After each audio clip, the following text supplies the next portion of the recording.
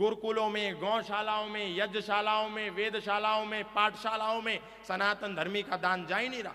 केवल मठों में, मंदिर बनाने में। आज दुनिया का सबसे बड़ा मंदिर बना लिया, दुनिया का सबसे बड़ा जो है सोने का मंदिर बना लिया, चांदी का मंदिर बना लिया। इससे धर्म नहीं बचेगा, मंदिरों के बचाने से धर्म नहीं बचेगा।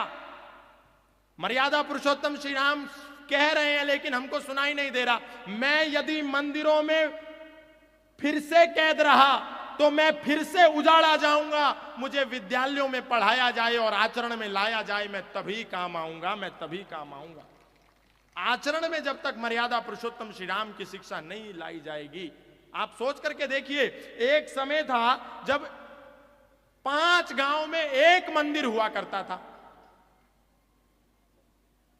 और आज एक समय है एक ही कॉलोनी में 5 मंदिर हैं। अब बताइए, लेकिन यदि मंदिरों की संख्या के बढ़ने से ही धर्म के बढ़ने और घटने का तात्पर्य होता, तो इन वर्षों में जब मंदिरों की संख्या बढ़ती जा रही है, तीर्थों की संख्या बढ़ती जा रही है, यात्राओं की संख्या बढ़ती जा रही है, पूजा की संख्या बढ़ती जा रही है, गंगा स्नानों की संख्या बढ़ती जा रही है, केदारनाथ पे जाने वालों की संख्या बढ़ती जा रही है, वृंदावन में भोग लगाने वालों की संख्या बढ़ती जा रही है, तो इसके साथ साथ कोर्ट और कचहरी में बढ़ने वाले केस भी तो कम होने चाहिए थे, मुकदमेबाजी भी कम होने चाहिए थी, लूटपाट कम होनी चाहिए थी, चोरी चकारी कम होनी चाहिए थी, लेकिन नहीं हुई। इसका मतलब धर्म का सीधा तात्पर्य केवल मंदिर से नहीं है, मंदिर से है, लेकिन तब है जब मंदिर में बैठ करके हम केवल घंटी ना बजाएं और आरती करके घर पे ना आ जाएं कि बस गीता महारानी नमो नमः इतना ही हो गया, बस हम ज्यादा पढ़ने वाले नहीं है। इतने से काम नहीं चलेगा।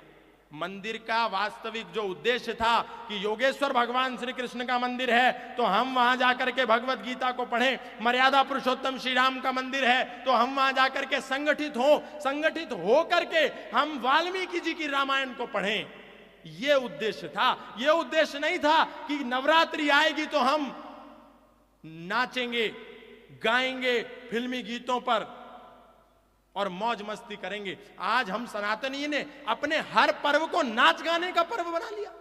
आप सोच करके देखिए, गणेश चतुर्थी आएगी तो हिंदू केवल नाचेगा, नवरात्रि आएगी तो हिंदू केवल नाचेगा, होली आएगी तो हिंदू केवल नाचेगा। बस एक ही काम। कभी ऐसा हुआ कि नवरात्रि आई तो हमने नव दुर्गा के श्रेष्ठ चरित्र को पढ़ाओ, इतिहास को पढ़ाओ, अपनी बेटियों को पढ़ाया हो? कभी नवरात्रि आई हो तो हमने अपनी बेटियों के आत्मरक्षा का कोई शिविर लगाया हो? नहीं। केवल हिंदू एक ही बात तक सीमित रह गया, नाचो नाचो नाचो, हर पर्व में नाचो।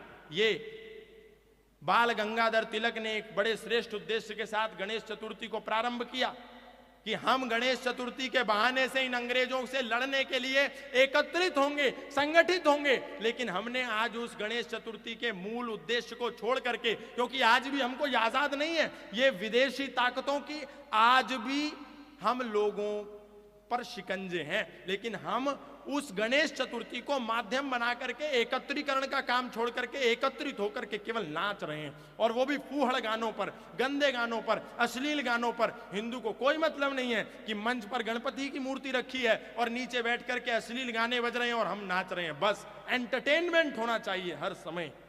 ये उद्देश्य जब तक हमारे धार्मिक पर्वों का हम बना करके रख देंगे तो भला बाहर वाला आकर के हमारा कैसे सम्मान करेगा?